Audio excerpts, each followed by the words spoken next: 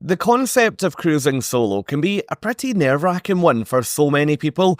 Picture the scene. You've flown hundreds or thousands of miles to get to the cruise port.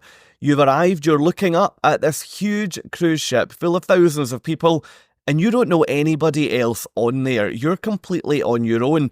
Well, before I took my first solo cruise, I was so nervous and, to be honest, pretty stressed about it. But over the last few years, I've spent hundreds of nights at sea, and that's allowed me to learn a few things about the industry overall. I've tried some things that really did work from a solo traveller point of view, and I've also tried some things that really didn't work from a solo traveller point of view. In this video today, I am going to share with you 12 of my top tips for cruising solo, and I really hope that they will completely transform your cruise experience and help you have the best holiday or vacation yet. If you like the sound of that, then it would be great if you would come with me and support my channel by clicking both the thumbs up and the subscribe buttons. Now, before we jump into my 12 top tips for cruising solo, there is one point that's really important to go through, and that is, what kind of person is a solo cruiser? In a nutshell, a solo cruiser can be, well, just about anybody. I naively thought before travelling on my first cruise that people that travelled on their own on cruise ships were probably single, and that made me really worry because I thought, oh, does that mean that everybody is going to be trying to pair up and it'll be really difficult to make friends rather than try and build holiday relationships? And I was delighted to realise that solo cruisers are such a wide spectrum of person. I've grown to realise that a single cruiser and a solo cruiser are two very, very different things. Okay, a single cruiser may be looking for a relationship either for during that vacation or to carry on well into the real world once you disembark. And that's absolutely fine, no judgment from me. However, most cruisers that I find travelling solo fit more into the solo cruiser rather than single cruiser category. I would describe a solo cruiser as just someone who, for whatever reason, has ended up on that ship on their own. You might find that their husband or wife's work schedules doesn't allow them to take vacation. You might even find that they are travelling with friends, but they would consider themselves solo, in other words, looking to make some new friends, therefore they come along to the meetups. It can really be anybody at all out there. Now, because of that, that makes solo cruising such a warm and inclusive environment. So before we jump into my top tips, let me just hopefully calm your nerves and say it's totally okay to be nervous, but the world that you're about to go into is so welcoming, you don't have too much to worry about. Number 1, the first tip that I would give you for cruising solo is that before you even think about booking that cruise, you need to make sure that you pick not only your cruise line, but also your cruise ship incredibly carefully. Now, you can do so much research on cruise lines and cruise ships right here on YouTube. You can also use other social media platforms. You can also Google reviews in order to find out what those cruise lines are like. The reason why it's even more important as a solo cruiser to get this right is that if you're cruising as part of a couple or as part of a family unit and you pick a ship or a cruise line that really isn't your scene, well, that's okay, because you've got your friends, your family, your loved ones around you. You can probably make the best of that situation. If you're cruising solo and the line or the ship isn't for you, the people on board aren't for you, I'd imagine it could be a pretty isolating environment on there. An example I would give is that if you were a young solo cruiser, maybe in your 20s or 30s, and you were looking for a ship with loads of amazing nightlife, late ports of call, nightclubs going until goodness knows what time, then you'd probably be pretty disappointed by booking a cruise with a cruise line like Cunard, for example. If you look at the other end of that spectrum, you could be looking at something like Virgin or Carnival to get a much more lively experience. Also, think about things like the length of the cruise. Generally speaking, shorter cruises up to 4 or 7 nights in length will attract a much younger crowd. On the flip of that, the longer cruises will then attract an older market. I think that's probably due to the fact that younger people are usually still working and therefore they can maybe only take 4, 5, 6, 7 nights off work at a time, whereas a lot of retired passengers are able to then cruise for 2, 3, 4, or sometimes even more than that weeks at a time. I mentioned that it's important to not only look at the line, but also the ship, and this one is really, really key. If you look at a cruise line like, for example, MSC Cruises or Royal Caribbean, you will get such a different experience if you book a massive mega ship compared to one of the much more intimate, smaller ships. Make sure you know what you want to get out of your cruise and then book the correct line and the correct ship that's hopefully going to deliver that. Number 2, think about buying a Wi-Fi package either for the entire cruise or just a 24-hour window. The reason why a Wi-Fi package is important for a solo traveller is that up first, you can use that Wi-Fi package to connect with friends and family back home. That can make the experience significantly less isolating. If you do find yourself a couple of days in and you maybe haven't really built connections on board, don't worry, because you've got people back home that you can speak to. You can also then use your device in venues like, for example, the dining room or the bars to keep yourself busy while you're relaxing with a drink. Now, I know a lot of people won't like me saying that because you will automatically think if you're on your phone, well, that probably means that you won't be looking up and making connections. Therefore, it's maybe your own fault that it's quite an isolating environment. But as someone who's been there, who's been in the rooms and not really made any friends on that ship, having your phone there can be an absolute godsend at times. The other thing that a Wi-Fi package is really good for is keeping in touch with friends that you do make on the ship. If you think about the fact that you're on this cruise ship, that once you're all back on board, it will then sail out and everybody will lose their phone signal. The only way that you can then contact other solo cruisers is by having their room number, which would allow you to then phone their room to make plans and organise schedules and figure out where you want to go for dinner, for example, if you wanted to meet up with them. Now, there are a couple of challenges with that. The biggest one is that personally, I hate giving people my cabin number. I know, 9 times out of 10 it would be absolutely fine, but I just feel really uncomfortable meeting people and then telling them at the end of our first meeting, oh, by the way, that's what room I'm in. I really don't like doing it. If you've got the Wi-Fi package, you can then use various different platforms like WhatsApp, for example, to remain connected, Instagram. There's so many different ways, but just make sure that you look at your specific cruise line because some cruise lines will offer complimentary chat functions within the onboard app. So I think it's really important to look at a Wi-Fi package to stay connected with people at home, also people on the ship, but just make sure that your cruise line doesn't have a free way of doing that as well. Number 3, try not to get stung by solo supplements. Whether you've been cruising for 1 or 2 cruises now, or whether this is brand new to you, or maybe you've done loads of solo cruises, you'll have probably come up against what's called a solo supplement.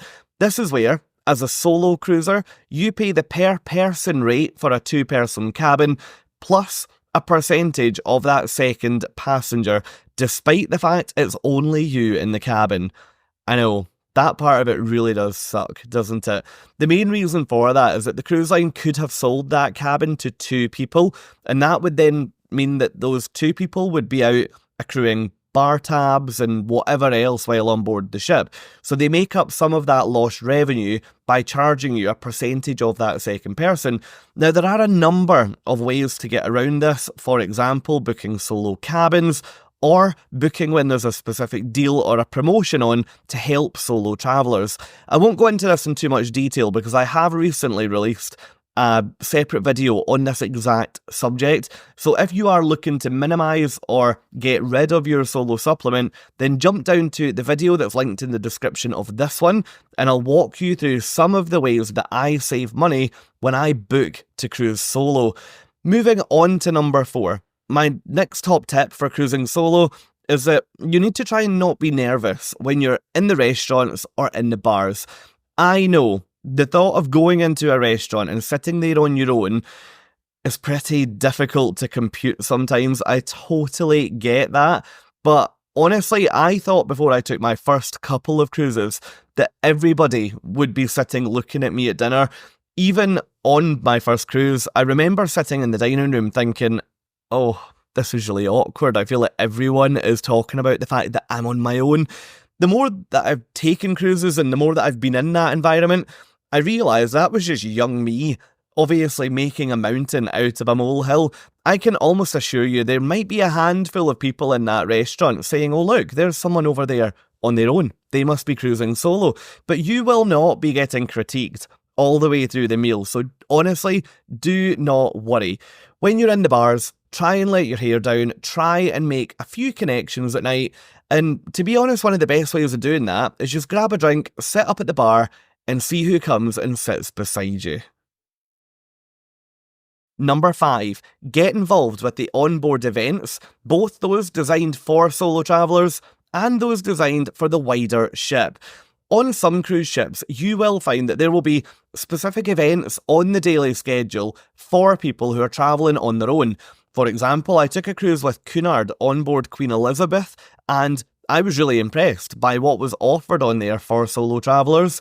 There were things like solo traveller lunches, solo traveller drinks meetups in the evenings, solo traveller coffees in the morning, and these events would be hosted by a member of the Cunard crew who could then essentially help to guide conversation and help to get people talking while they were sitting there.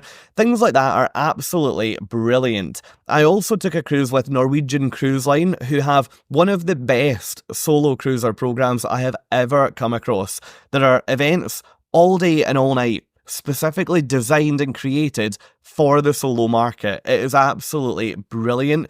Now, I meet so many people on board who miss out on some events because they assume that the events for them are the solo cruiser ones rather than the ones designed for the whole ship. I can tell you now, if you are planning to go on a cruise ship and you don't go to any of the events that are designed for everyone, you're really missing out. Some of those events I've been to, I have made great friends, whether they be friends that you can then connect with later in your trip, or friends that you add on Instagram or Facebook that you keep in touch with for years. Get involved throughout the ship. You never know. If you jump in at the deep end, try something you've never tried before, in other words, maybe even line dancing, then you might just find your new favourite hobby. You might find something you love doing to pass the time, and you might just make some new friends in the process. Number 6, if you don't want to go on vacation with children around, then there are options for you to book adult-only cruise lines. When I started cruising, I didn't really know that this was a thing. I just assumed that the majority of cruise passengers would be much, much older than me. I never even put any thought into the fact that young children would be running around the ship. Now, there are some cruise lines that offer an adult-only experience. For example, Virgin Voyages. If you book a cruise with Virgin, they will guarantee you that there will be no children on board because the minimum cruise age is 18. In other words, if you're not 18 years old, then you ain't getting on a Virgin cruise. Another thing that I would say is that you don't have to book an adult-only cruise line to get an adult-only experience. So many cruise lines out there have got a fleet which welcome families and which welcome children, but they also have a number of ships within their fleet which are classed as adult-only. So if you are cruising with young children, you wouldn't be able to book onto some of those ships. An example I would give is that I took a cruise on board P&O Aurora, which is one of the cruise ships from P&O Cruises based in the UK. The cruise that I was on was adult only, but P&O Cruises are a very family-friendly company generally. The fun fact that I have is that where my cabin was on P&O Aurora was actually where the kids club used to be before that ship got made adults only. I found it really fascinating actually to imagine what this adult-only ship would be like with children running around. It was, really strange to think about. So yes, number 6, if you don't want kids running about, there are adult-only options. All you have to do is pick one. Number 7, get in there early if you're looking to make any specific requests when it comes to dining. We've already covered the fact that you're not going to have everybody watching you while you eat your dinner, but there might be some things that you would like to try to make happen while you're on board from a dining point of view. That could mean that rather than sharing a huge table of 12 people, you might want to sit at a table with just 2 or 3 other people. You might want to sit at a table for 1, you might want to try and get a table by the window. There could be a whole number of things that you might want to try and do to make the dining experience as pleasant as possible while cruising solo. My top tip here is that you need to get in there early, head down to the main dining room or the main dining venue as soon as you board the ship. You'll usually find that the maitre d' or the restaurant manager will be working that day, and you'll usually find them at the podium at the entrance to the dining room. The thing that I would say is maybe don't go down to have this conversation while they're serving a welcome aboard lunch, because what they need to be doing at that point is getting passengers in to eat. What they absolutely don't need is you asking 10 questions to try and improve your experience at dinner that night. The other thing that you can do at this point, if you are particularly nervous about any aspect of dining, is you can find out what table you've been assigned to and you can go and see it during the lunch service or the period between lunch and dinner. This can often just squash a couple of nerves that you might have about entering that dining room and not knowing where you're going to sit. So yes, tip number 7, get in there early to ask the restaurant manager or the maitre d' any burning questions you have on the topic of dining. Number 8, if you're cruising solo, make sure someone at home knows all of your travel plans. This is so important because when you're cruising on your own, hopefully it won't, but if something happens to you, then who knows where you were, who knows where you were meant to be, who knows where you've got booked in the future. You really need to make sure someone somewhere knows your itinerary. Now, think about things like your flight details. Give your flight details to someone at home so that they can make sure everything goes okay with the flight. If there's any problems, then they know that you were on the flight. If you are staying in a hotel before or after your cruise, just make sure that someone knows where you're going to be. Give them your cruise details so that they know what ship you're on, which ports you're going to, when you're due to be back, and anything else like that. Fine, okay, they probably don't need to know what specific company you've hired your hire car through, but things like where you're staying, which cruise you're on, which flights you're taking are so important.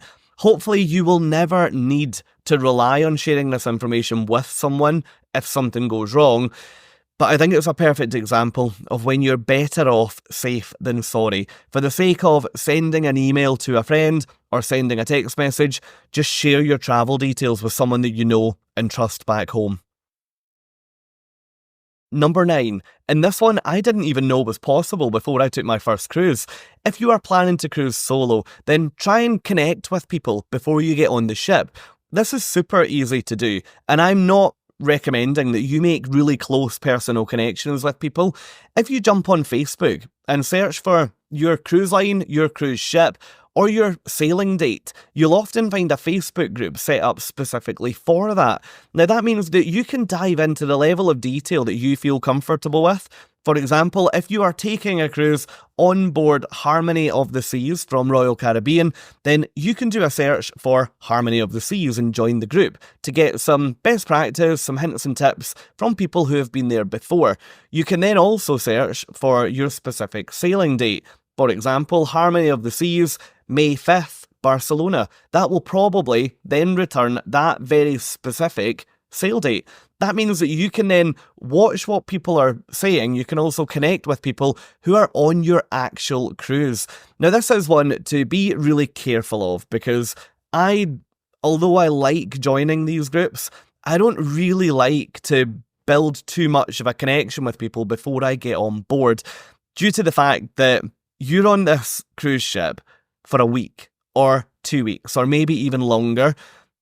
Make sure that these people, you're keeping them a little bit at arm's length, because what you don't want as soon as you get on the ship is Joe Blogs and his wife and their children and whoever else coming up and saying, You're Fraser from the Facebook group. Let's be friends, let's do this, let's go there.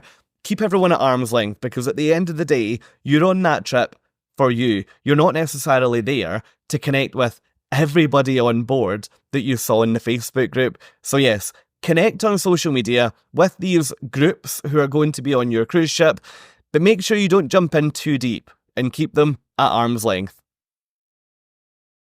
Number 10, and this one could be one of the most serious top tips I have, and that is to know and respect your limits. I have seen so many solo cruisers get themselves into difficult situations simply due to the fact that they either don't know their limits, or they've reached their limit and they've had another drink, or they've had another shot, and before you know it, they're too drunk to find their way back to their cabin. You need to be treating a cruise ship like you would any town, city, nightclub on land. At the end of the day, this ship is full of thousands and thousands of people. Now, the majority of those people will be great, they'll be really good, but there could also be people there who could take advantage of that. Now, I would always recommend that if you are cruising solo, know your limits. Try and always just make sure that you are totally aware of where you are, what your plans are, who's around you. Don't, for example, leave your drink on a bar while you go and dance on the dance floor with your new friends to then come back and finish your drink, because you don't know what could happen to that drink up at the bar.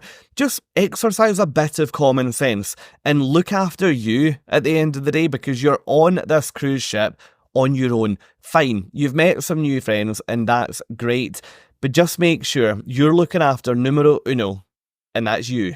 Number 11, make sure you stay safe while you're off in port.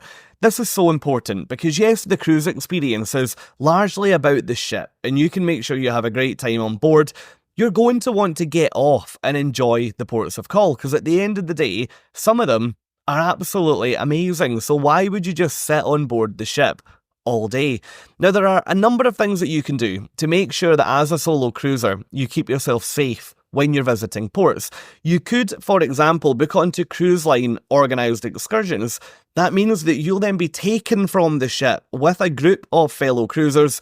You'll be, for example, put on a bus, you'll be taken to a tourist attraction, shown around that attraction, and then maybe offered a little bit of free time before you then come back to the ship. You could also look at booking your own independent excursion through websites like Viator or Get My Guide. There are so many that you can pick from to do your own thing. The bit of advice that I would give is that if you look to do your own thing and you're late back to the ship, chances are that ship is not going to wait on you, especially if you're only one person. If you take a cruise line excursion and there is a lot of traffic, something goes wrong, the bus doesn't get back to the ship, then that ship will wait until that cruise line excursion arrives back. So it might be worth thinking about that before you then book a really ambitious trip through Viator, for example. Just make sure you keep yourself right and get back to the ship on time. On the point of connectivity in ports, another way that I like to stay safe is just by knowing where I am at all times and by knowing in which direction I'm going and just keeping myself right. Now, when I travel, I often don't have mobile or cell phone coverage because my provider in the UK, to be honest, is pretty rubbish when it comes to international roaming. For that reason, I make use of what's called a travel eSIM, and these things are absolutely brilliant. All you have to do is jump on the website, you then enter a code in your phone and you follow a really short installation process, and then for the dates that you purchase the eSIM for, you then have full high-speed internet connectivity while you're in port.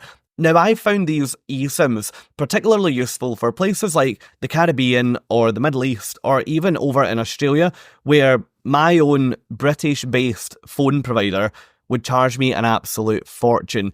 If you'd like to learn more about the provider that I use and who I would always recommend, then you can find the link down in the description of this video. You can also use that link to then buy your travel eSIMs for your future cruises as well. Number 12, my final top tip, if you're planning to cruise solo, is to really try and focus on enjoying that experience, putting your nerves to one side, and really cash in on the fact that you're in a situation where you have got more flexibility than pretty much anybody else on that cruise ship. This is one that took me a few cruises to realise, but I met so many people on board who said, wow, cruising solo must be amazing because you can totally do your own thing. And to begin with, I thought, you're probably just saying that because you're in a couple and you feel sorry for me on my own. But honestly, the more that I've taken solo cruises, the more I've realised these people were absolutely right. If I want to go ashore that day, and if I want to go for a McDonald's or an Italian restaurant or whatever, I can do that. If I don't want to ride the water slides on a sea day, I don't have to. If I want to go to the cinema, I can do that. If I want to go for a nap, I can do that because that trip is totally me. I don't have to compromise or negotiate with anyone, and I can really cash in on the fact that I've got some time out there at sea on my own. It really is great. Now, the final point I would say on enjoying it is try and put all of these nerves to one side. If you've got this far through this video, then I think you probably would say that you are looking at cruising solo and you maybe are a little bit nervous about it. Honestly, try to put all those nerves to one side. Once you're on the ship, these ships are amazing. There are so many events, so many activities to keep you busy. If you want to meet people, then I'm pretty sure you will. I have on every single cruise I've ever taken. At the same time, if you don't want to meet people and you want to relax and chill out because this is your time at sea, then you don't have to. Keep yourself to yourself and have a great time. I really hope that you've enjoyed this video today. If you have, it would be great, as I mentioned earlier, if you'd support my channel by clicking both the thumbs up and the subscribe buttons, and I would love to show you so much more. I also run my own website, which is at www.fraseratsea.com, which I am adding to daily, so you'll find loads of cruise advice and loads of cruise tips over there. So come and have a look around and let me know what you think. And finally, I would love to show you so much more right here on YouTube. Over on my channel, you will find so many videos showing you cruise ships, cruise lines, cruise ports, and so many more, covering my general tips and advice. So head over there. If you'd like to join me in another one, looking specifically at the world of solo travel, then come and join me in this video. Over here, I talk to you about some of the main ways that I save some money when I look to book a solo cruise, and how I managed to get rid of, in some cases, that solo supplement. I'll hopefully see you over there, and thank you so much for watching and have a great day.